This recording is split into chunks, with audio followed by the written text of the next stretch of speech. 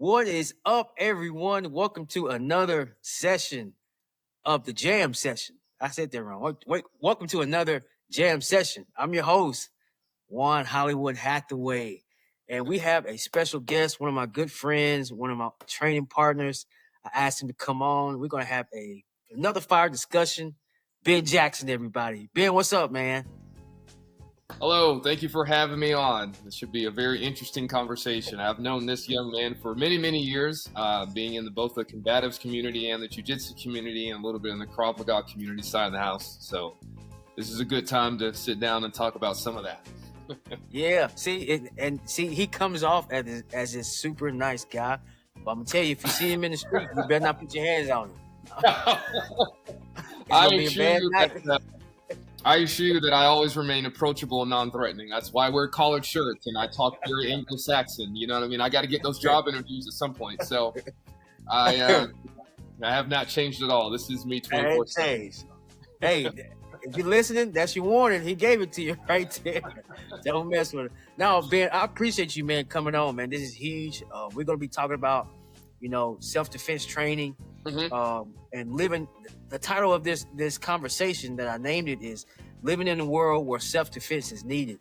And you can probably vouch for this. We're seeing more and more incidents where people are having to defend themselves. Yeah. And I want to have that discussion Mm-hmm. about self-defense. You being a combatives instructor, and I'm gonna let you introduce yourself and you kind of tell everyone your background. But I'm seeing it more and more. Whereas, like I said, there's more and more incidents where people are needing to know some level of self-defense, whether it's at a jiu-jitsu school or they want to go full-fledged martial arts training. I feel like they need to know some level. So that's why I want to have you on. And like I said, man, we appreciate you coming on today, brother. Yeah, no problem. So just a little bit about myself. So I started, I got introduced to martial arts 8 years ago in my youth a little bit, specifically Filipino martial arts in my teenage years. But it really wasn't until 2008 specifically when I really grasped onto it. This is while I was in the Army. And because I had that little bit of a background in that, I got introduced to the combatives program. And then I took to it pretty quickly. Not saying that I was really any good, but the fact that I sound very white and I'm approachable and I can explain things, they were like, you would be the perfect example of a good instructor going forward with this.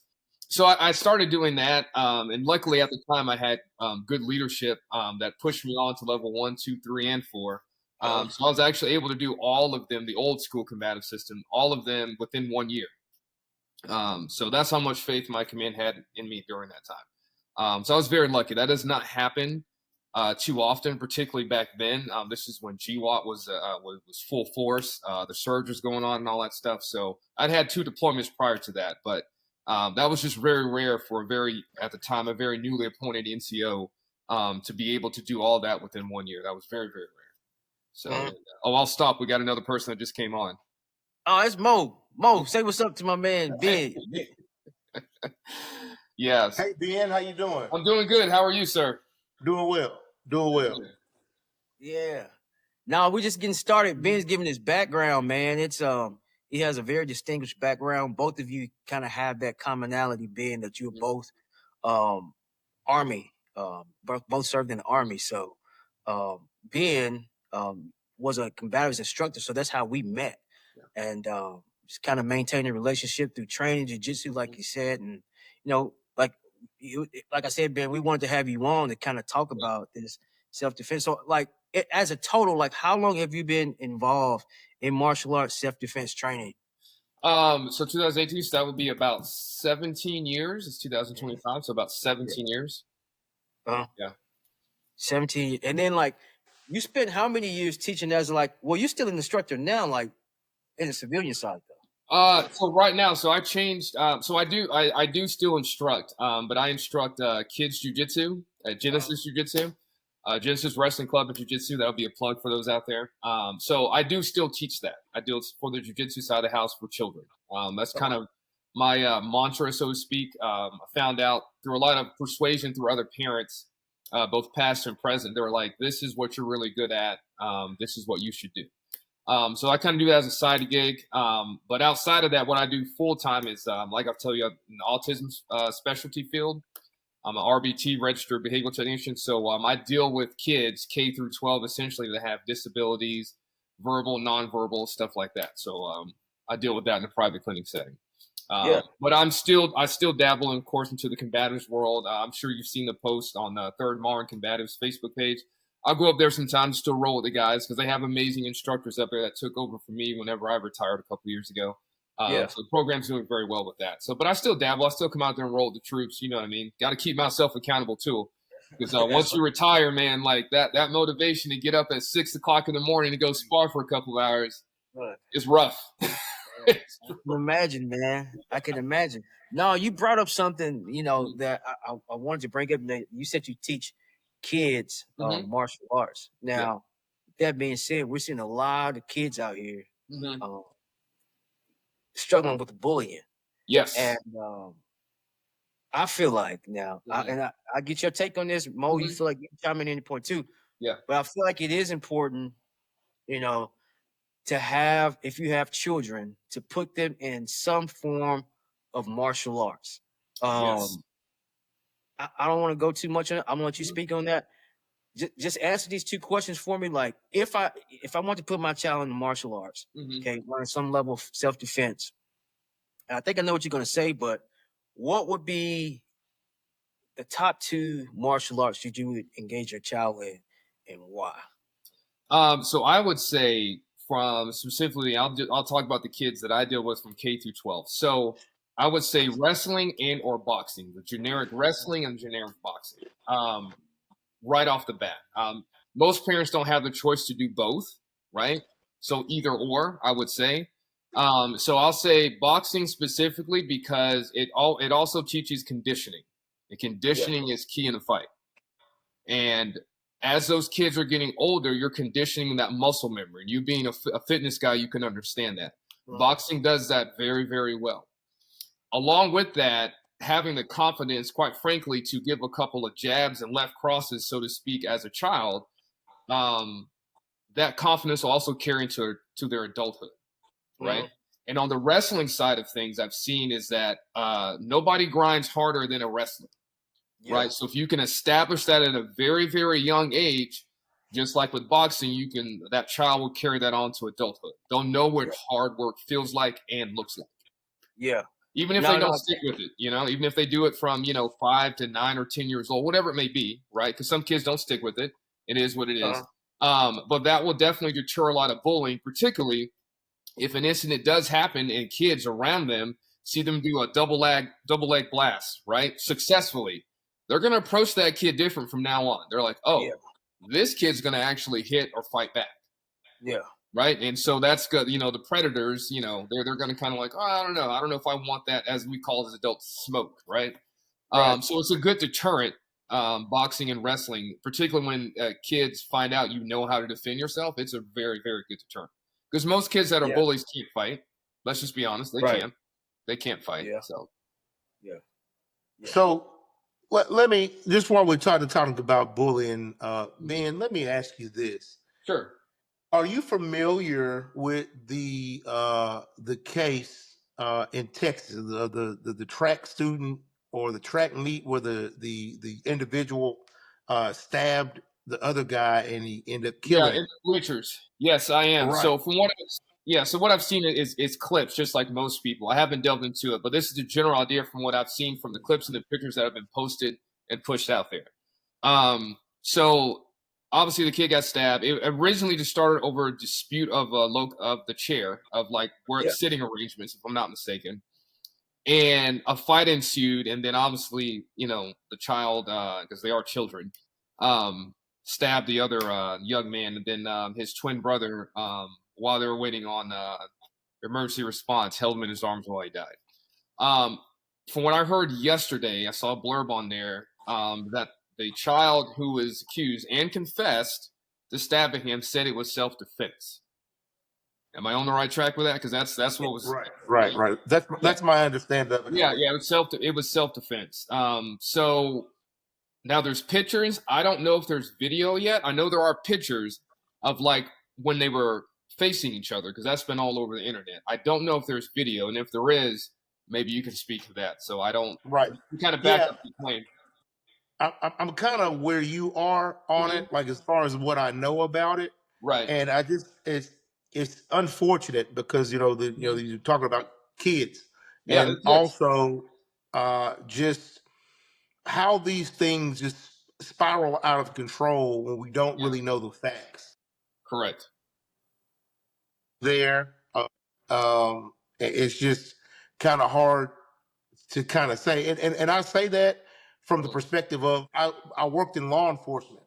Okay. And so a lot of situations, right, that come out online or Hmm. come out in the media or the public viewing, I don't judge it because I've been in a situation from a law enforcement perspective. If I was not there and I don't Hmm. have any direct involvement, there's a Right. lot of elements that we just don't know.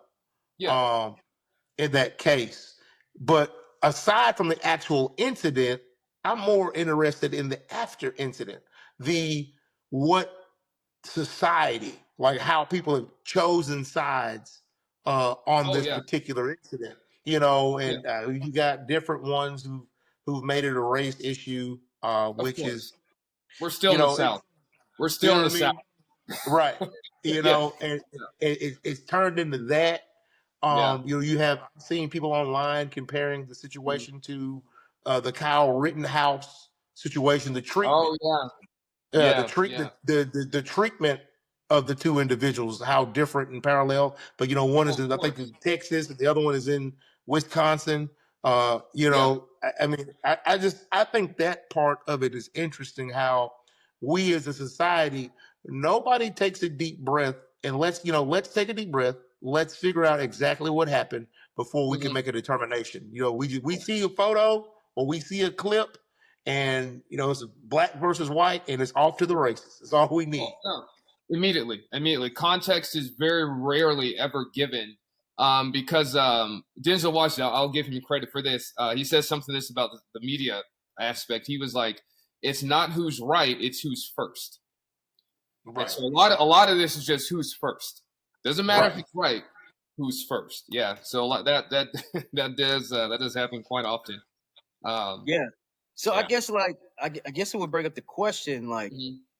I feel like I mean you guys can probably speak on this too. Like at Mhm. some point in each of our lives when we were children, and our children would be faced with a situation Correct. to where they would have to defend themselves. Now, Yeah. you recommended a child take boxing and wrestling. How do Hmm. you feel about children engage? And I don't disagree with those. First Hmm. off, because I always feel like a child should learn some level of striking first, because the fight always starts standing up. Yes. And you'll see that here in a little bit. We're going to watch a video where two Hmm. kids got into an incident. One kid obviously knew martial arts, and the other one didn't. Yeah.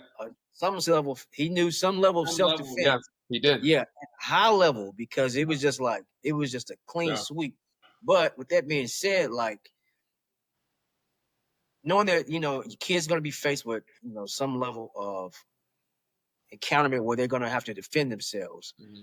Like you recommended boxing, you recommended wrestling. Yeah. What about jujitsu? Jujitsu tends to be the top martial art Hmm. that people train university. Why didn't you put jujitsu in their top two? Just out of curiosity. I say just because of the availability. Wrestling you can actually find in your school, Okay. right? Wrestling you can actually find in schools. Yeah. Prior to me being an autism specialist, I worked at specifically Hilton Head Island Elementary School in the special education department. So I saw my eyes were open with some of the public school stuff. That the availability of wrestling was consistent.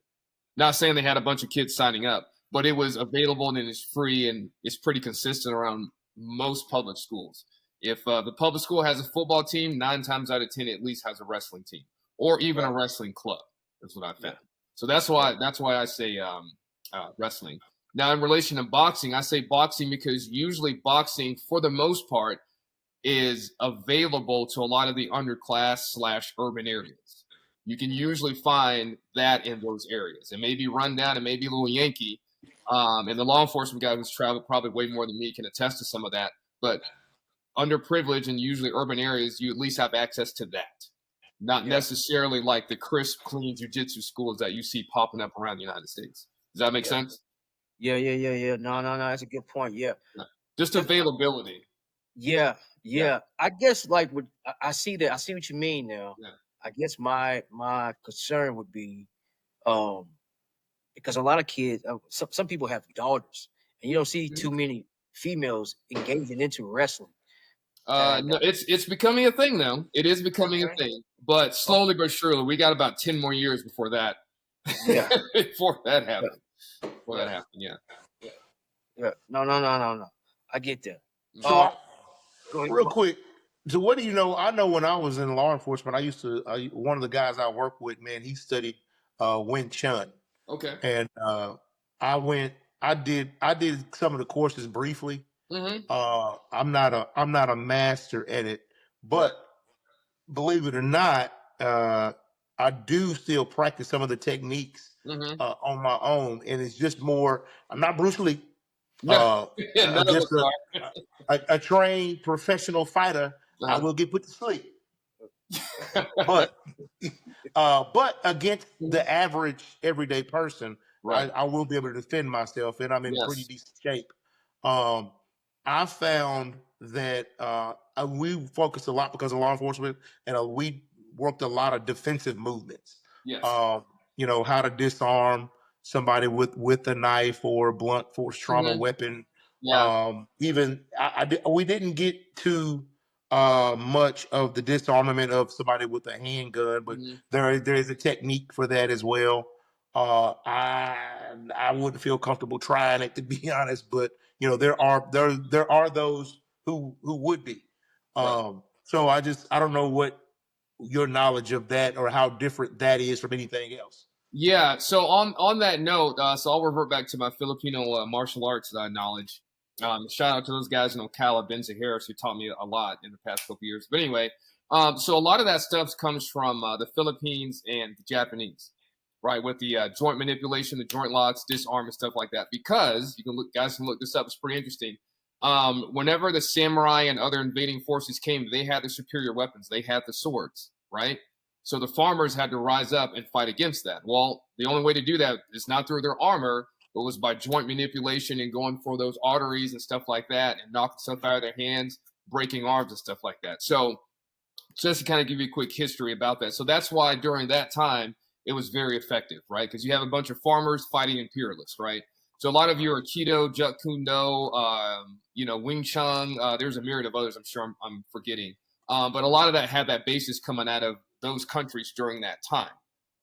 Particularly, people forget that Japan was the dominant imperial army for a very long time. China was not, right? They had the superior force, they had superior numbers, they had superior weapons, right? So farmers of that land had to figure out how to fight them. And so that's where that disarmament and stuff like that goes. Now, in relation to practicality to real world, I think it's important to know that stuff, but also the basics of takedown with that and solidifying the takedown so you can properly arrest or search or whatever this law enforcement has to do. So I think using that Wing Chun knowledge, Jeet Kune Do, Aikido, those are things I've seen, a little familiar with. You put that with like basic takedowns, you will be the superior fighter on the street in relation to law enforcement. You will know how to deal with that a little bit more effectively versus, just the my experience with some of the Garden City guys. I think it was, they said they got like 4 days of like hand-to-hand combat, so to speak, and then that's it. And everyone's a product of their environment. So if you're not training in something consistently, you don't remember how to disarm. Right. You don't, you don't know how to get to your higher force of options correctly. You just don't know that. Like that couple of days of that, as you know, in law enforcement is not going to teach you that. So circling back to what you're talking about, the Wing Chun, I think it's good to know. I would honestly say use that on top of other like basic takedowns that you may have yet to learn. And you'll be a highly effective person in wrestling, or not wrestling, but arresting someone that's unruly. Right. Yeah. Okay. Yeah. Because that's something that I really focused in when I did work in law enforcement. And even today, my main focus would be everything it'd be in defense. I'm not going to really I'm not gonna start anything. I'm No, just trying to live life and just no. chill like everybody else.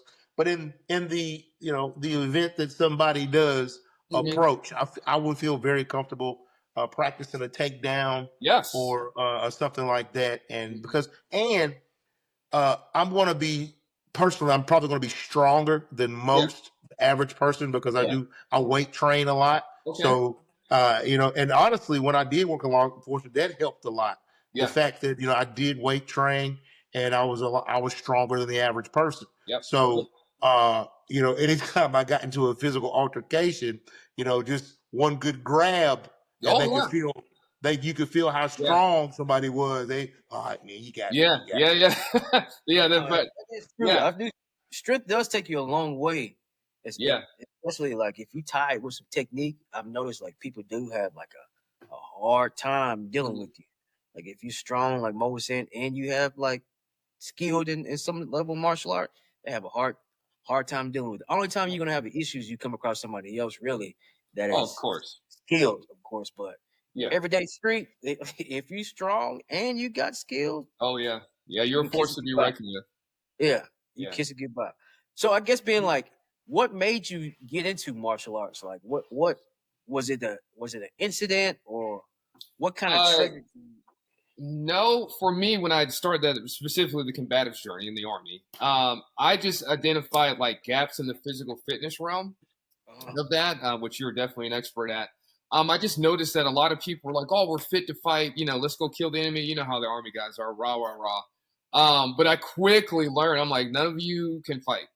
You're just really Great, good. but damn great. Yeah, yeah, yeah. They're really good at throwing around the titles on their chest and telling you their runtime. Like that was yeah, it. Like I quickly figured that out. yeah, Um, and which I mean, it's nothing, no knock on them, but I quickly figured that out. Particularly being in combat arms, the first 4 years I was in, I was artillery, and I'm like, yeah, you guys really don't know how to fight. So luckily I had the trust in my leadership, so I started down this path, like incorporating basic stuff in the physical fitness realm, right? uh, So I quickly learned that like if I sit up there and try to like show like striking or kicks or like a single leg takedown, a basic one-on-one thing with like wrestling, I was going to lose people, right? Because no one that like throws a title in front of their name and runs really fast wants to be showed up in front of everybody, right? right. No, they don't want that question answered. So I realized that. So I'm like, all right, how do I incorporate it? So then I just started doing something I learned in Krav Maga. Is just simply going over footwork and trying to tag each other's shoulders, right? Hey, keep your hands up, try to tag their shoulders, don't let them tag your shoulders. What they don't realize is they're working on their shoulder movement, their hand movement, and also they're working on their foot movement without even Yep, realizing. yep, And so that started to catch on. And so I'm like, oh, okay. So over time, I just started incorporating more and more and more and more that type of stuff into like the physical fitness. Because you only have like 30 minutes, 45 minutes with the guys for physical fitnessing in the morning.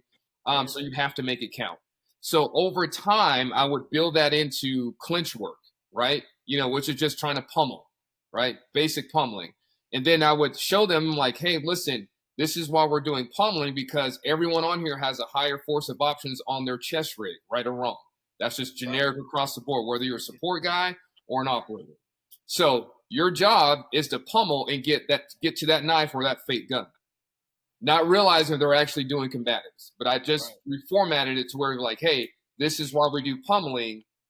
Go, and then the lights started clicking, and so I just kind of continued with that, kind of incorporating that and showing them that they can, get a workout in for 30 to 45 minutes, just pummeling, trying to get someone's weapons and stuff like that. Yeah. So, No, I remember when you came to a unit that I was with and we did the tag. yeah, so Um, you remember, yeah, yeah, yeah, yeah, and yeah, I started using that as yeah, a warm up in my strength and conditioning yes, training at times. And dude, you'd be surprised. Like this is what I like about combatives or hmm, in martial arts as a whole. Like it exposes people, it humbles people if they're yes, willing to be humble, and it exposes their weakness, especially on the conditioning side. Because you got yeah, guys that like, oh, I can run this 2 mile and yeah, this amount of time, but you can't last a yeah, minute doing yeah, a boxing yeah, workout. So yeah, it's two different energy systems being worked, and yeah. it's just like they're like, damn, I'm getting my ass whooped, but I thought I was think, you know, You know, You're not wrong. You're not wrong. You know, it's crazy that Dewan brings up an ass whooping. Mhm. I think it was about 2003 or 4, and me and Dewan, he was in college around this time, and he was home for a holiday visit.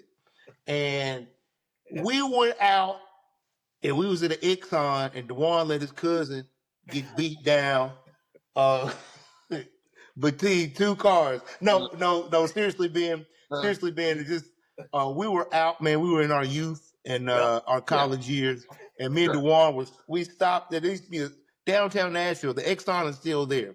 After the nightlife, that was the spot. You know, everybody would go to the gas station. Parking lot pimp is what we call it. Parking lot pimping, you know, going to get you some juice, get you some snacks or whatever. Yeah. And we actually needed gas, so we was pumping some gas, and it was cold outside, and we're letting the gas pump run, so we sit in the car and we eating chips and drinking juice, and in the midst of the big fight breaks out. Like coming out of the door of the Exxon. So we sitting there like it's a movie, just you know, and man, we watched this dude. I mean, they beat the brakes off of him, man. It was bad. It was like, golly, like one dude was using the cars he was in between as leverage and stomping up and down on him. I was like, oh man, and that's not funny. It's not funny. But the funny part was at the whole time he had his cousin sitting in the car just watching him get beat up. And then after the dudes done beat him up, I mean, they worked him over bad. He gets up, the dudes done hopped in the car, and they drove off. And dude comes out, cuz, get up, cuz. He said, you gotta go home. And I was like, I looked at Dewan, I said, let me tell you something. If you ever watch me get beat like that, once I get healed up, hey, your ass is grass. Yeah. So that's just an experience, man. That's how long I've known Dewan, you know what I'm saying? Just little stuff like that. I've never forgotten that incident either. Playing in my head, bro. It was, I guess it'd be a good time to look at this video. Speaking children. Yeah. In response to what you were talking about, just remember this. This is based off a title book by Tom Clancy. Not every man a tiger. Just know that. Right. Not every man a tiger. That's right. That's right, man. That is true. I'm gonna see, bro. I'm gonna clip this video. All right. And you guys let me know if you can see it, but we're gonna just kind of critique it. Hold up. Let's see. Go back. Share my screen. Share my screen. Now, hold on. I'm gonna close this out. All right. So, can y'all see this fight? Yeah, I can see it. All right. Yeah. See, I thought Buddy in the gray pants at first knew something until he threw up these cobra hands right here. Yeah. That was a huge indicator that was wrong. I knew it was over then. See, and the dude in the red, you see that level change? The guy hit in the red short. I knew he knew something when he put that level change on him. Yeah. And these two guys are trying to pull him off and tell him, like, no. But this is what people don't understand. This is part of fighting right here. Yep, it is. It is. Is it safe? Probably not safe to have your back exposed to all these other people that's around him. But I credit the guys that are around him that kept it a one-on-one fight and didn't allow him to get jumped. Because his buddy he got the dude's back now. I like the pressure on the hips. That's good pressure on the hips. That's good. That's good. And see, my man in the gray pants, he doesn't know footwork. Anything. No, you could tell. So, yeah. My guy got him in a half guard. Look at that, bro. It's just. Yeah. I bet after this though, he probably went to some jiu-jitsu school or learned like wrestling. Something. Yeah. Fair use, by the way. Fair use. This watching this video from the other content creator of this video is fair use. Okay. That's a good call, Mo. Yeah. Sleep. Yeah. It's just the end right out. See, what gets me though is when he roll him over and he give him that hot sauce at the end. Yeah, he did. Yeah. Hot sauce. Hey. Yeah, man. All right. That's enough on that right there. Man. Oh my goodness. Uh, Yeah, and man, that's just a prime example of, man, being hot headed and not knowing who you being hot headed with exactly. Correct. uh, can Correct. can result in that. You know what I mean? We got another one we're gonna watch here in a little bit. Hmm. That's gonna tip on that too. Like you don't know who you mess with, man. And like I see with a lot of older guys, it's more of an ego. It's one of two things. It's an ego thing, Hmm. or has to do with some type of girls involved. Yep. Oh Those two, man, the two biggest things that I the see. stories I could tell in me in uniform, but that it was over a girl. Yeah, Oh yeah, man. yeah. Yeah, It's always either just some egotistical yeah, type of situation or a girl. Like, yeah. and then the crazy part is the one who usually starts it is the one who usually gets like slapped around, Yeah. and then you're in the wrong. All right. Do y'all have any incidents where you've had to utilize your self defense? I've had to break up some fights. That's about it. I've had to break up some fights. Um, Uh, yeah. Go ahead, Paul. um, yeah, I have, again, just because of the occupational hazard. Hmm. Uh, I actually gotten several fights actually. Two I can share with you. Keep it real brief. Hmm. There was one particular time, man. I went and man, I worked at the sheriff's office, and let me tell you, when you work in these rural areas, Hmm. and one, they don't like law enforcement. Some of these burnt out trailers out in the county, they don't care for law enforcement in general. And then I show up, you know what I'm saying, with this black face. They really don't Oh man. appreciate me being there. And man, there was this one dude, man. He's drunk, and they got a report. Somebody had called in suspicion of a domestic violence situation. So I get there, and typically law enforcement goes at least two officers for a domestic situation. And my backup hadn't come yet, Hmm. but I guess the lady saw my car outside, so she come outside and got on the porch, and it was like, "Hey, Yeah. man, how you doing?" You went through the whole thing. Deputy so and so, gave her my agency, and I was like, "Hey, is everything going all right? I got a report that there's possibly a domestic going on. Is anybody here with you?" Yeah, my husband's in there. And, he's everything's fine. He's been drinking a little bit, and we're good. I was like, well, can you have him come outside and talk Hmm. to me? I heard him in the background. I ain't coming out there talking to your black ass. That's all. I said, here we go. Here we go. I said, all right, well, sir, I'm gonna have to verify that you're okay as well. And your wife is saying she's okay, but I have to before I can leave. I have to make sure that's the case. Can you come out here and talk to me? I ain't talking to you. Oh, all right, bet, bet. So I said, well, sir, if you don't come out, I'm gonna have to come in because right now I'm investigating a possible domestic situation. So I can't leave if somebody's injured or if there's other parties in the house that I don't know about and they may be injured. So it'd be very helpful if you come outside. Hmm. Uh, and so he cussed me out again. I said, ma'am, you mind if I go in there and check on it? Oh, that's fine. That's all I needed was her permission to go in the dwelling. Hmm. Man, I went in there. Oh, you come in here, did you, boy? I was like, come on. I said, man, are you okay? Has she hit you tonight? No, she ain't hit me, and she never will. I was okay, cool. Uh, I said, look, man, have you hit her tonight? No, I ain't hit her, but if she's mine, I do what I want to with her. Okay. All right. Well, look, man, y'all have a good night. Well, you come in my house, you gonna shake my hand. I'm like, man, no, I'm good. Okay. She's fine. You're fine. You've had a lot to drink, but you're at home. Nothing I can do about that, ma'am. Is there been any crime committed? No, no, sir. He hadn't done anything. Okay, cool. I'm gonna leave it at that. You don't shake my hand. He called me the N word before you get out of my house. I'm not, man. Don't touch me. I'm not shaking your hand. Man, he puts his hand out and puts his hand out like shake my hand. I'm like, I'm not gonna shake your hand, sir. Have a good night. And he said, boy, you gonna shake my hand? Then he pushed me a little bit with his hand. I said, and I smacked his hand away. I said, hey man, come on now. I said, this ain't what you want. You know what I mean? And then he walks up on me. I said, he gonna shake my hand. He put his beer down, and then he comes charging at me. Man, I suplexed the hell out of him. I grabbed him and I slammed him on his coffee table, and oh, my back. Strong ain't you, boy? That's what he said. Dude, it was so funny. I just played it. I played on the microphone because it's like you can hear him say, "Oh, my back.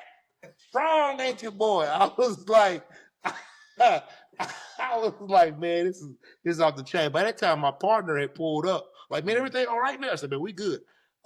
Ma'am, have a good night. Call me if you need me. I got on the radio, told him, hey man, we good here, man. We going back, we'll be back available. And I left it at that. And that's just the instance where, man, I just simply overpowered the guy, man. Just get out of my face. Then fast forward, I actually worked with a guy who trained. He actually was a amateur fighter. Oh, nice. Okay. And he had did some jiu-jitsu as well as grappling and stuff like that. So he was very heavy into that stuff. And I loved working with him because I mean he didn't pick fights, but if that's the direction it was going to go, he had no problem with it. Right. We another domestic situation, man. Me and him work day shift together, and we work weekends. Man, we go pick up, go get a guy, the girl, her boyfriend had beat her up. And, well, man, we're going to have to, where's he at? We're going to have to take him to jail and all that kind of stuff. Well, he was hiding the whole time in like a minivan outside their trailer. And we didn't see him in the minivan. And my partner responded to him. He said, hey, man, get out of that van. He's like, I get that. He's talking crazy. He's going on and on and on. And he come out. He said, I ain't doing nothing. I ain't did nothing to her. She's like, no, her face is all beat up, man. She said you hit her. The house is a wreck. You going to jail. Y'all ain't taking me nowhere. So he tries to get back in the van so he could take off. And my partner kicked the door shut. Oh, the fight was on. He swung at him and he missed. And again, Smotherman trains. So the first thing he did was put him like an arm bar and had his arm twisted up behind him and had his head down like that. And dude was scrappy, you know what I mean? So at that time, I grabbed him because I was gonna try to get him. We were gonna try to get him down and just put leg shackles on him, man. And I tell you what, he was scrappy, but we controlled him the whole time, other than him just kind of flailing around. And man, and dude, dude was like he started biting at the other officer. He started biting at him. He said, "Hey man, if you bite me, I'm gonna tase you." And he's like, it's like a rabid dog, man. So my boy pulled the taser out, and man, it just tased him on the cheek. I had never seen anything like it. Dude was like, his face was shaking, his eyes popped out of his head. But long story short, he was the dude. He went to jail, and that was that. You know what I mean? He had a big red mark on his face where he had been tased. So yeah, man. So those are my two experiences. I got a couple more, but I ain't gonna go into that. Yeah. From my perspective, go ahead. Go ahead, Ben. So I've been lucky. The only skirmish, I mean, I broke up many stories I could tell you about drunk friends. Has really been in the combatives realm of jiu-jitsu realms. I used to actively compete as a blue belt and purple belt in various jiu-jitsu organizations. So that was really the only time where it became live. I'm trying to choke out the other guy. He's trying to choke out me, that type of thing. Yeah. So I consider it a blessing that I have not come across that as far as being in an actual confrontation. Now, also going back to what you said about being kind of tall and black, sometimes that can work in your favor when you enter into a situation, right? And people just assume certain things based off how you carry yourself, how you look, how you talk, and stuff like that. So, and also I was told years later, my handshake, right? Me and D-Train have talked about this past tense. But you can tell a lot from a guy when you shake his hand, right? So when people have shaken my hand, not that I have some rigid grip, but I don't, but I've been gripping gis for a very long time, right? So just by gripping gis in the backs of people's head and stuff like that, you develop some sort of, I call it NB strength. And for those that are eventually will watch this that have been in my class, I call it the masturbation muscle. So you start getting those kind of that grip strength. So when I shake people's hand, that kind of lets them know they're like, oh, okay. Like you'll actually fight back, you know what I mean? So kind of de-escalate that a little bit, So yeah. Right. And law enforcement. just to touch base on that, man. That's Mhm. one of the things. Again, I'm removed. Well, I still work in the security field, Okay. but just removed from law enforcement. That's one thing I always try to tell the guys. Mhm. Oh man, you going to the gym again? I was like, man, well, I said, look, guys, look in the park. It goes a long way. It kept me out of a ton of fights. I Yeah. mean, especially when I worked. Man, I did a ton of traffic stops. So Oh, yeah. I was on the side of the road a lot, and especially on highways. And then again, working for a sheriff's office, man, you're isolated a lot. Oh, yeah. You know, your backup may be Mhm. far away, stuff like that. So it always helped when I got in the car, you know, suited up, you know, my little vest on and stuff like that. And I don't know if I want to tussle with this guy. Whereas I had some guys who weren't as in shape, and they definitely looked it. Maybe skinny. Yeah, your Yeah, countenance says a lot about you. Yeah. right. And they Yeah. always and you know, I'd be working and you'd hear them. You'd hear them getting to they'd be on a traffic stop, and then 10 minutes later they're in a fight. Yeah. You know what I'm Yeah. saying? And you know they fighting for their life out there just because you know they weren't in physical the appearance. The perk looked at them like, oh, he sized them up. Exactly. Yeah, Exactly. yeah, Yes. he sized them up. Oh, I can take him. You know what I mean? Yeah. Whereas I didn't have to deal with that as much. I tell Mhm. you one thing. So there was a time that I worked, and I wasn't the only one in shape. I worked with other guys who were in shape, Mhm. and we went to I went to a call, and one of our supervisors, he was a big guy, just Mhm. in stature. He's probably about 6'2". I mean, he's every bit of 300 pounds, Mhm. but he's country strong. He's verifiably one of the strongest persons I knew. It's Mhm. just like, you know what I mean? I saw him bench press 600 pounds Yep. and, you know, repping 600 pounds. Like, Mhm. oh, He got that good genetic code.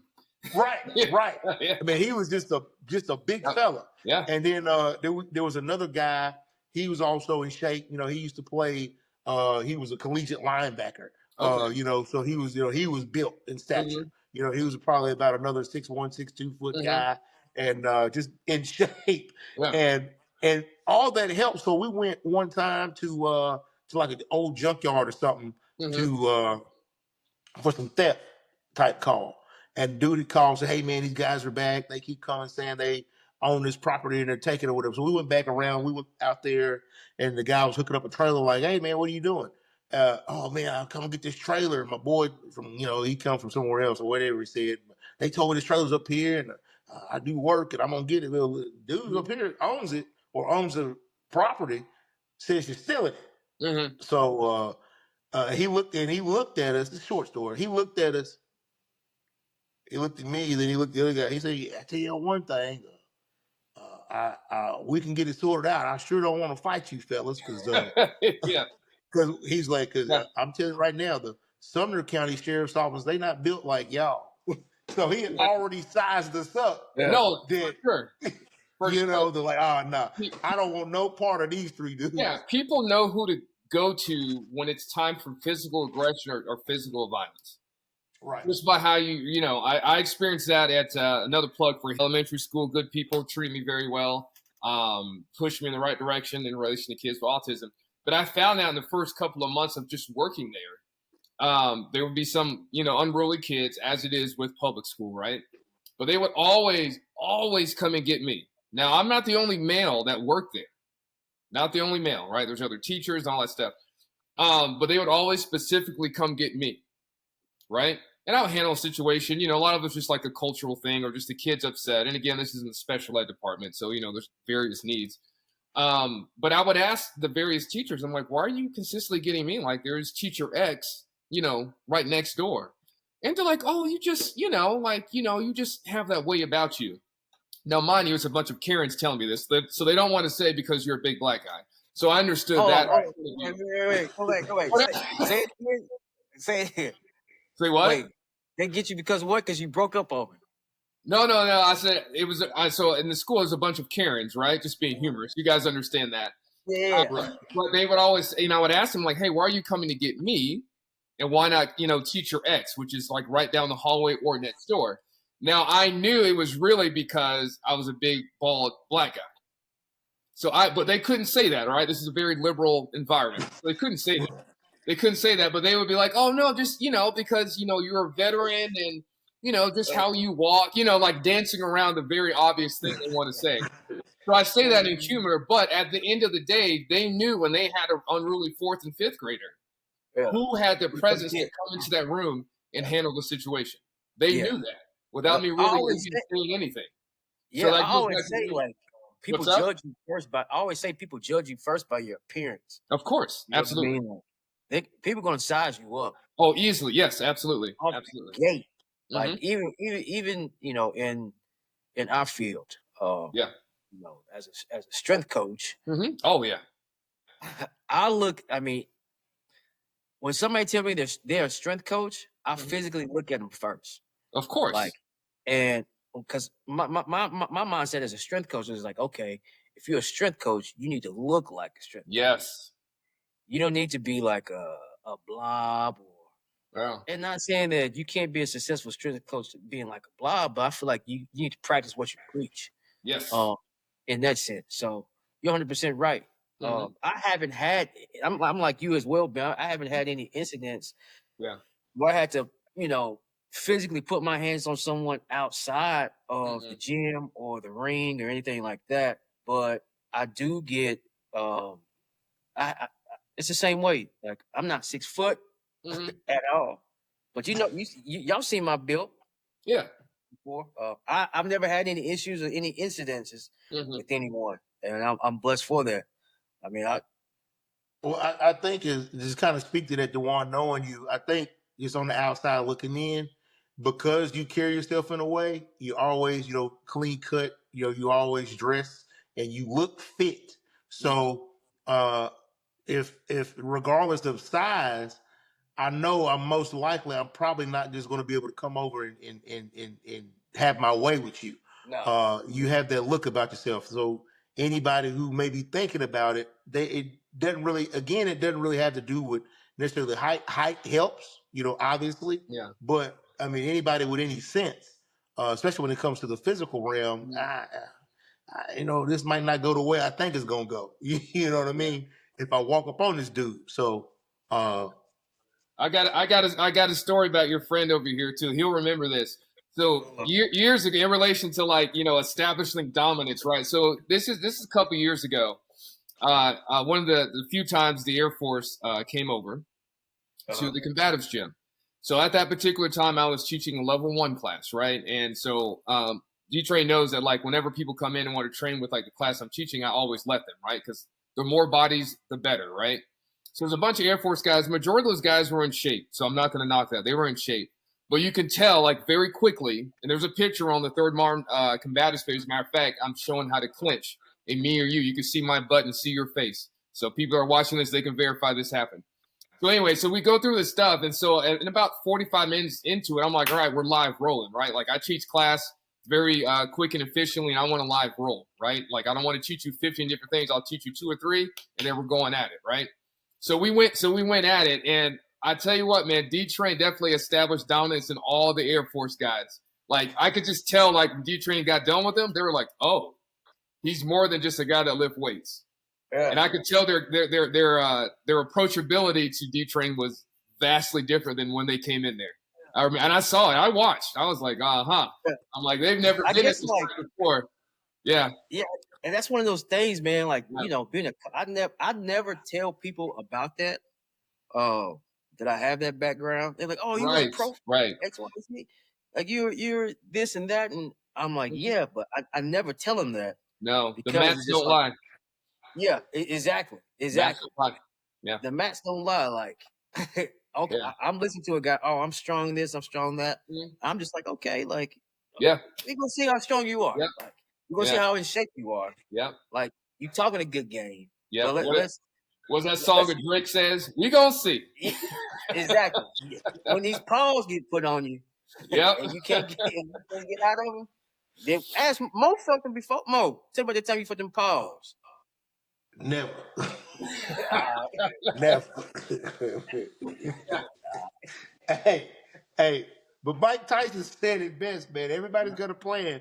They get hit in the mouth. It's so So true. Oh man. that's So true. true. That's true. So true. That's true. All you right, know, kid. We're gonna take it back. Guns. Okay. Guns is a big topic. Okay. Mhm. What's your thought on them? Good or bad? Should every household have one? And why? I You think all got the I think responsible households should have them. I do. Um, and that's to say that not every household is responsible, right? Just not. That's just a reality. right. As a former law enforcement guy, like there's certain people that shouldn't have them. Now, I will say this though: every individual that owns a house or has a family should know the basics of how to use a gun and shoot a gun. I do believe that. I do believe that responsibly, of course.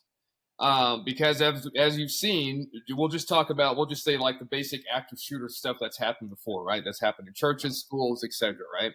The ones that have been stopped prior to law enforcement getting there was by someone that had a conceal and carry, Yeah. right? So they knew the basics of how to employ that higher force of option. So I look at it as a positive thing to know how to use it in an intelligent way. Now, circling back to having it in your house, as long as everybody is responsible enough to know where it is and how to use it properly in whatever scenario that may be, I think that's a positive thing. I think more people, and correct me if I'm wrong, the guy that's former law enforcement, I think more people will be less inclined to rob houses if more people had weapons and knew how to use them in their houses. If they knew there was an actual threat of someone fighting back, I think there would be less of that. Yeah, I think uh, I think you're right on that. Uh, I think that's the case in most things. Mm-hmm. Uh, I mean, just statistically, most people that do any of this, what I call Mr. Do Dirty, uh, Yeah. they look for the opportunities of Mm-hmm. no opposition. So if there's something about your house, they may have passed by and seen you before. How you present yourself, how you carry yourself, because anybody that's going to do this type of stuff, man, they don't want any opposition. There's the Yeah. people who run the convenience stores. Yeah. They don't run in the convenience store usually around 3 o'clock in the afternoon. They went to 3 o'clock in the morning. Where there's nobody going to be there but the clerk, maybe some ladies working a third shift, or some guy who's very docile, likely doesn't have a weapon. They Mm-hmm. haven't been weapons trained. Yeah. uh, that's typically when those things happen. So it's no different from your house. There may, again, they may see a nice neighborhood, or you live in a nice area, or not so nice area, whatever the case may be, and they want to force their way in and take what you got. Yeah. Um, so it is, if you are responsible with a firearm, every household should have it for self defense and protection. Um, which brings me, I'm going to segue into something else because it just triggered my mind. So, what do you guys think about when you see people out uh, with the open carry? Because I know in Tennessee it's an open carry state. So, Yeah. you can, I think, matter of fact, a couple years ago they changed the law, uh, basically throughout the South. But I know here in Tennessee you can carry a firearm in your car, and even on your person concealed. It's Mm-hmm. like the Wild Wild West now, because it's like they found that your vehicle is an extension of your dwelling. Mm-hmm. So you have to, and I always assume that we stop people or deal with people, or just in life, that everybody got a gun. You know what I'm saying? So, what do y'all feel about that? Like when you see the guys like walking through the Walmart or walking through a park or something, and they got that big 44 on their hip. You know what I'm saying? I think personally, and I'll let you guys speak. Mm-hmm. When I see that, I'm like, man, you're gonna be the first dude who get knocked out and get your Exactly. gun too. Yep.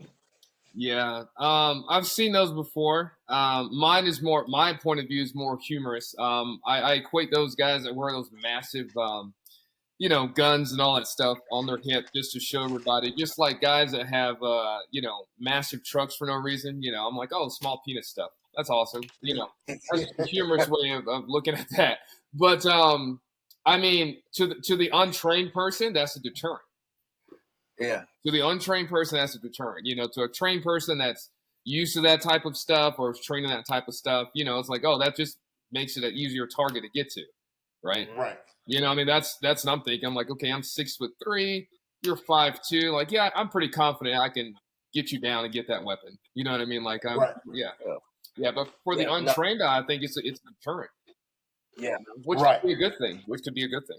So, yeah. I agree. Because one thing I know that I worked on and practiced on when I did work law enforcement was getting the gun out of the holster. Because even if somebody runs up on you with a knife, like I don't know, you probably see those training videos yeah, where how fast somebody can get up on you with a knife, even if you have a gun. yeah, So if you haven't trained and worked on getting that weapon out, and so I'm going to say the vast majority of police officers don't work on getting it out quickly. no, So no, I'm almost certain that the citizens don't. yes. You know what I'm saying? You know what I mean? You're not wrong. You are not wrong. I did Krav Maga for many years. I was doing Krav Maga when I met D-Train too. And that's something we used to work on a lot. That and in employment of edge weapons, which was the knife that I introduced to you guys in the organization you used to work for. And you are 110% right. Most of those guys don't practice bringing their higher force of weapons to bear. And also the people that conceal and carry, because there's a lot of people that conceal and carry, both, low income, urban, rural, gated community types, like all of them are authorized legally to carry conceal. So no harm, no foul. But majority of them that I have come across in that Krav Maga setting don't know how to employ it properly or fast enough. They really don't understand the distance to time. They really don't. Yeah. They really don't. Yeah. So I guess like one of the tips you would give people, especially if they have a firearm at home, is it's a handgun. Is especially practicing Mhm. utilizing that gun out of the holster. What would be some other tips you would give them as well? I would say like the dry fire. Take it out, empty it out, and just practice smoothly transitioning out of wherever you have it, whether it be on the floor, in the bed, whatever it may be. Getting to it, taking it out, and firing it. If it's on your persons at all times, conceal and carry. Practice doing that dry fire. No bullets in it, of course. Hence, I say dry fire. Get used to that muscle memory. Both of you guys will work out in the gym, so muscle memory is key. You are always going to revert to your highest form of training, right? So that's something when I used to teach female self-defense, I would tell women, I'm like, hey, look, you're going to revert to your highest form of training. So if all you know is to scream, that's all you're going to do because that's all you've been taught. You haven't been taught to defend yourself. You haven't been taught to run away. You haven't been taught to do any of that. So that also applies to most things in life. You're going to go back to your highest form of training. So if that incident occurs and you've been practicing and building that muscle memory, you will revert back to your higher form of training that you have and hopefully be accurate. Yeah. Should there Right, be like, 100%. do you have like any advice regarding like you guys have families, we all have families, Mhm. and is there like any like family training that you recommend? Like, all right, if we hear a robber or someone breaking in the house, we're gonna do X, Y, and Z. Yeah, I can. Well, first I'll say that there are many establishments within the 50-mile radius that offer that type of training.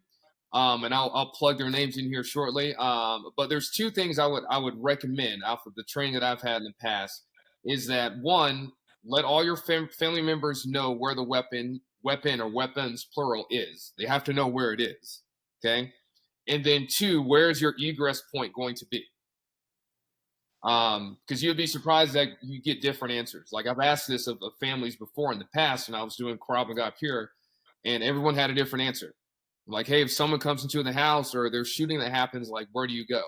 It's like, oh, I'll go outside into the car, or I'll go in the garage, or I'll go into the bath. Everyone has a different answer, right? So you need to be on the same page of where your egress point is going to be and ensure that everyone knows where the weapon is, or the weapons, plural, is going to be. Mm-hmm. That is definitely because you as the primary stopping force may not be there when it happens, right? Mm-hmm. So everyone should know. Everyone should know. I like that. What about you, Mo? You being a former law enforcement officer, like, do you have any recommendations that people should use, like, for household, like, safety training? Like, well, yeah, I mean, kind of like what Ben said. You need to kind of have it mapped out in your mind. Me personally, in the instance of a burglar, statistically, if someone breaks into your home while you're in it, they bold. But if they do that while you're there, and you don't know where a weapon is, or you don't have a weapon, or you can't get to it, lay on the ground. Typically, if you are moving about while they're moving about, right, you could trigger their sense as well, and if they have a weapon or firearm, to inadvertently shoot you.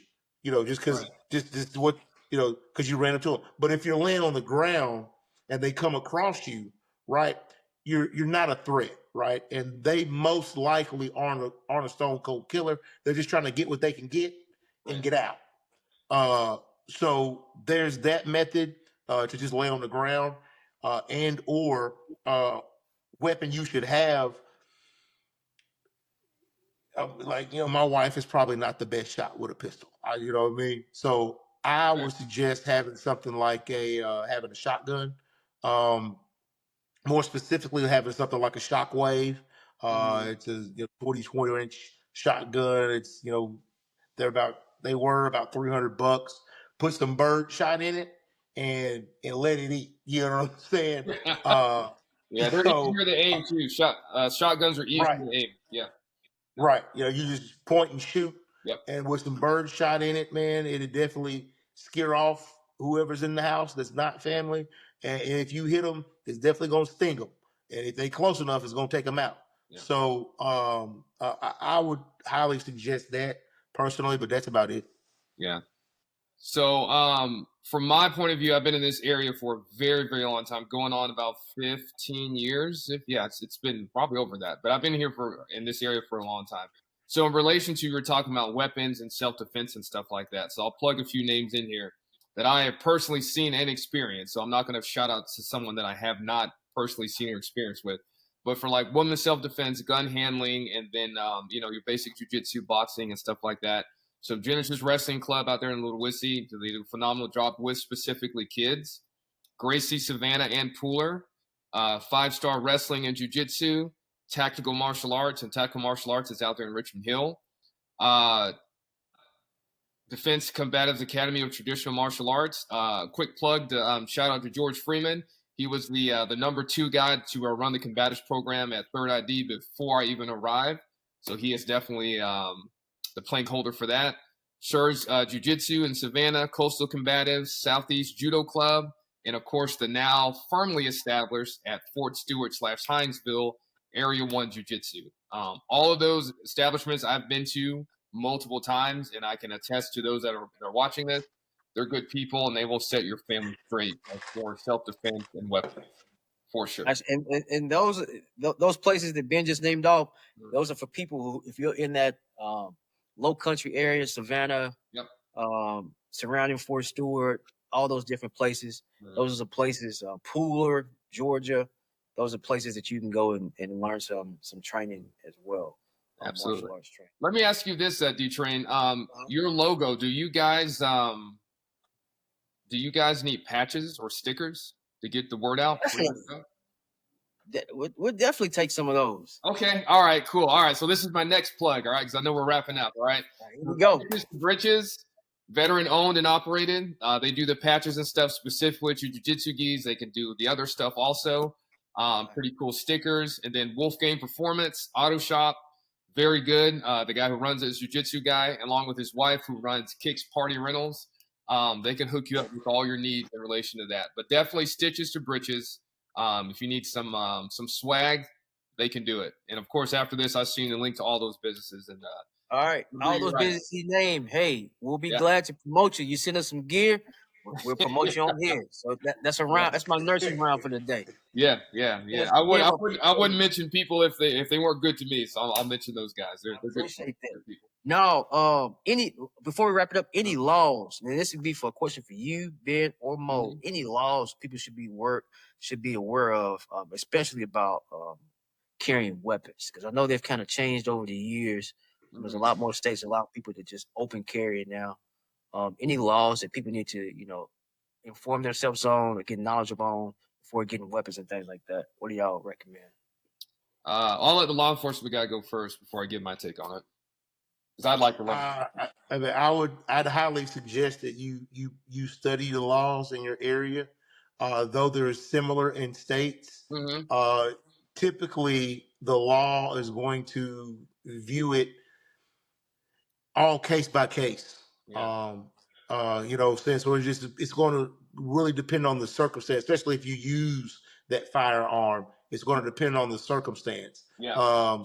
Even if you get pulled over and get caught with a firearm, you're still subject to them running that weapon, running that serial number to make sure it's not stolen, and confirming the ownership of that said weapon. So, you have it. It doesn't absolve you just because the law says you can carry. Yeah. That doesn't necessarily absolve you of just being able to do whatever you want to with it. No. So just be mindful of that.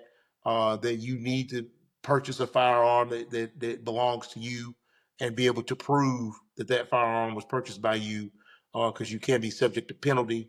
And just look at your local laws and state laws on carrying firearms, and also if you travel with the firearm, it'd be a good idea to at least have an idea of what state you're going to, if there are any different carrying laws that they require.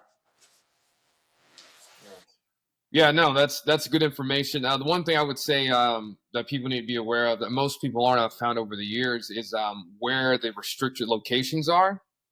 And of course, you have your jails and prisons and your courthouses and stuff like that, but also places of worship, unless permitted by the governing body. So a lot of people don't know what the governing body is. And as we've seen in the past couple of years, there have been instances where there's been shooters inside churches, right? And then someone is concealing carry and stops them. That's happened more than once. So the governing body, which I found out, is the actual organization / denomination of which that you are part of in that church. That's what they're referring to, not necessarily the governing body of the state. Now, does the state have something to do with it? Sure. But if that governing body of that particular denomination, whatever it is, if they authorize you in a policy letter saying X, Y, and Z, then you're covered if an incident were to happen. And that has happened more than once. And there's videos out there to prove that. So just know that if the governing body in a place of worship, i.e. a church, says you can do that, then and you have a license to conceal and carry, then you're covered. Yeah. Right. Yeah. Also, to be mindful of buildings that have it posted, no firearms allowed. So Accurate. you can be subject to penalty if carrying a firearm with a building that has posted. Even though the law states that you can carry and conceal and carry, if that building has it posted, you cannot carry in that building, because that's their building policy, that there are no firearms allowed. Of course, law enforcement is exempt. So Yeah. No, I've been in a situation when you talk about the churches. I go to a mega church. I won't say the name, but this lady got rowdy. Yeah. And I'm like, I didn't even know like the dude sitting next to me was one of the security church, and about 40 people just stood up. Yeah. Like they had those guns out. And I'm like, Yeah. man, this cat. It's a lot of people, like you said, it's a lot of churches that are now having more security within their churches, especially with the large number of church shootings. Primarily in African American communities, even in some of the white churches as well too. They have huge security teams. yeah, they do. I actually worked security. So a couple years ago, when I did do law enforcement, I would do. They have the officers who direct the traffic at the church, and I did the church traffic. And after the large spike in church shootings, man, they actually came to me one day and said, "Hey, don't worry about the traffic. Is there any way you could just sit in the lobby?" And so it transitioned from me to literally, I just sat out on the road, and when they let out, I would direct traffic to get the cars out of the church. Man, I just started going and parking the patrol car at the entrance, and I would just sit in the lobby do the duration of church. And I didn't have to direct traffic anymore. Yeah. Yeah. I guess like that's a good question, because I guess you can never really tell when someone's about to put lives in danger. But I guess, are there some signs that people can kind of pick up on, like if they're out in a public setting? Like, what are some signs people can look at and kind of pick up on? Like, hey, like that could be a possible threat. I should be aware of that. Yeah. So since you guys were talking about or on the topic of the church setting, so I would say placement.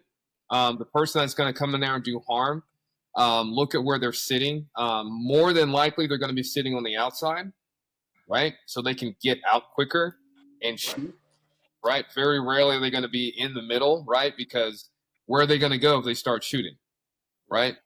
So there's an indication of location, and then also too, are they shifty? I know that sounds pretty typical, but are they dressed for the occasion, right? Are they jumpy? Do they keep walking back and forth? Are they taking multiple trips to the bathroom for no reason? And also another key indicator is most churches, like when the pastor, deacon, whatever you want to call it, says, "Hey, let's all rise," and they're not rising. You know what I mean? That's a huge. It's like, okay, why isn't he standing up? Yeah. He or she. Yeah. Mo, any tips you want to give people, like if they're out and about? Yeah, just piggyback off of what Ben was saying, man. Typically, how it's going to, if something were to happen that way, how it's going to happen, you're going to have what I would classify as the aggressive shooter. They're going to come in out the gate. They're coming in from the parking lot. They're already blasting. They're shooting through doors. They coming in going hot. And then what I would call the reluctant shooter. This is the person who wants to do this, but they're still reserved. They're still on the fence about it, and they're nervous about it. And they're trying to psych themselves and build themselves up to get to that point, to create this incident.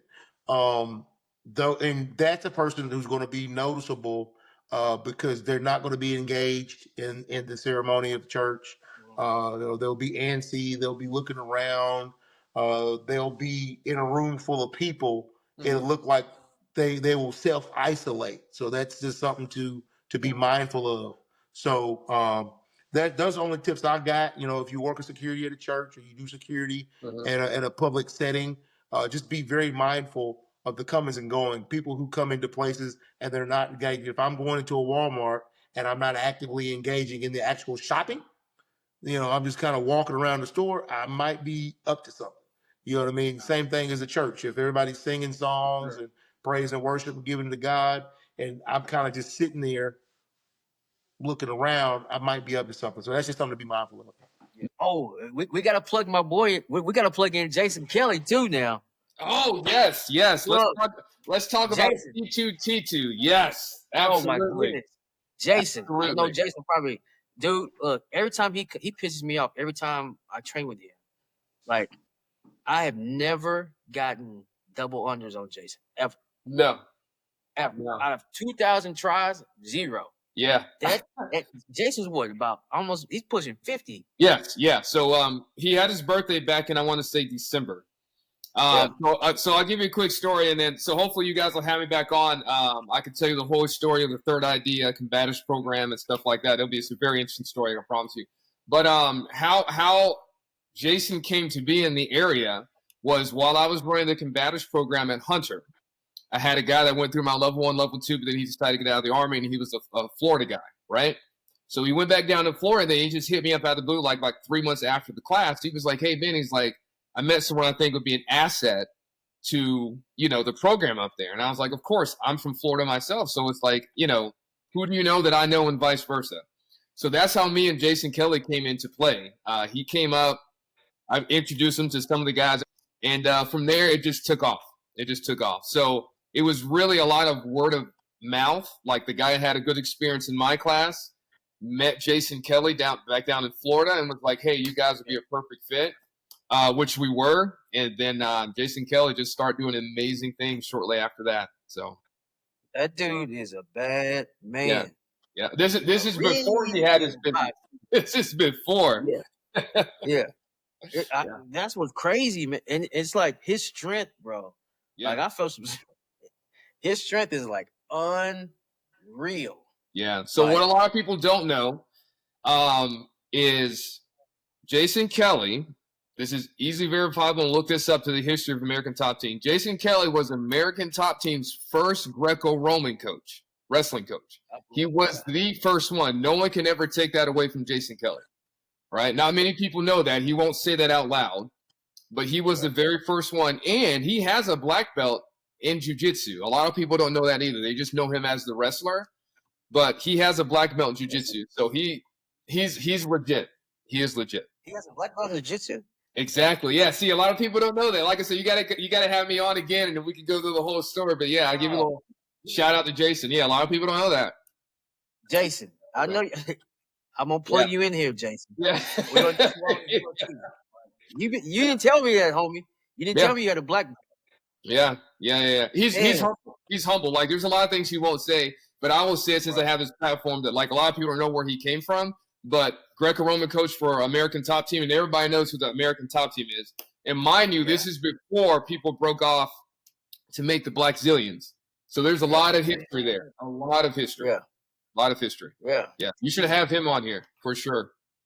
For sure. I gotta get Jason on. It's a lot, man. It's so many coaches I want to get on. Yeah. Yeah. Greg Thompson. You should get Greg Thompson on here with a Sock P, man. Like absolutely. He was my coach for a while. Reality of Combat, Team Rock. It's a lot of good coaches I've been fortunate. And I think that's one of the things I appreciate about the military, especially on the Army side. Is like they see the value in combatives, martial arts.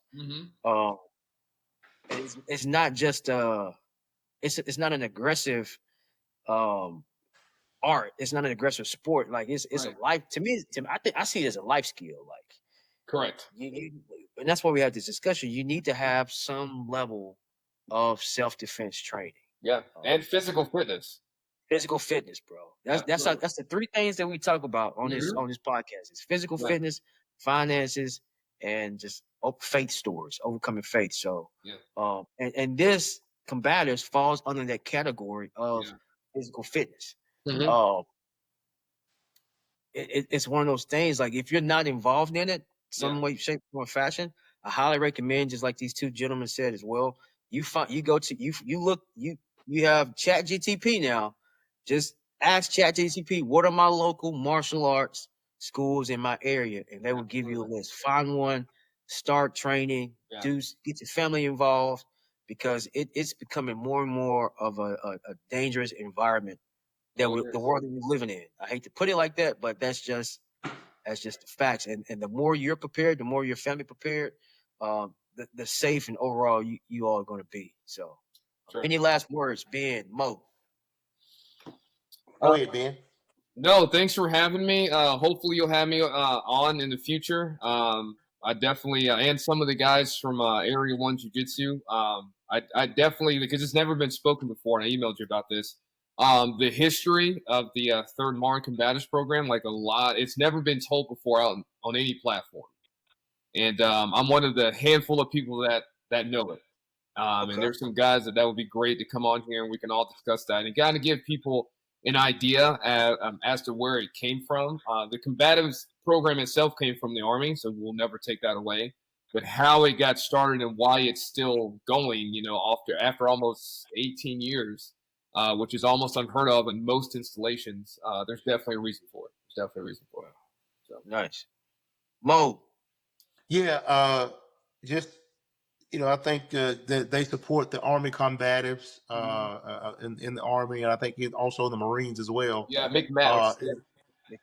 Because those are the soldiers who are most likely who are definitely going to be boots on ground, who could encounter enemy soldiers, and when the bullets stop flying, who have to protect themselves in other ways. So I think that's why they made that initiative to kind of push that forward. With the Army combatives. With that being said, if you need protection, if you need help, you need consulting, I do an array of things, but I also am the owner operator of Vibes Emergency Management. So what that consists of, if you need security consulting for your facility and or ideas to secure your facilities, you need training, I can get you to the right people. If you need a plan, specifically emergency plan. I know a lot of businesses, especially office buildings, with the environment we're living in now, they haven't thought about it, but now they're thinking about if an emergency happens, what are we going to do? something that's not like weather related. What are we going to do?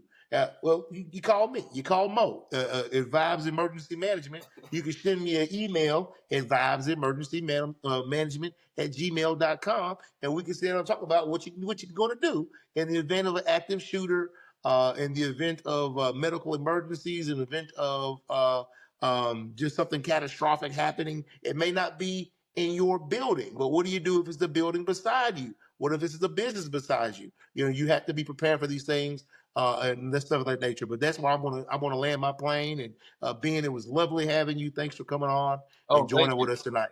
Thank you. Mo, You. give him the email address again for the people in the back of the room. Then It's Robert E. Lee. Vibes Emergency Management at gmail.com. Give that Robert E. Lee pose on the horse real quick. We go to Fort Lee. They had that. I think they might have took it down, but I was in Fort Lee, and they had that Robert E. Lee up there. On that old horse.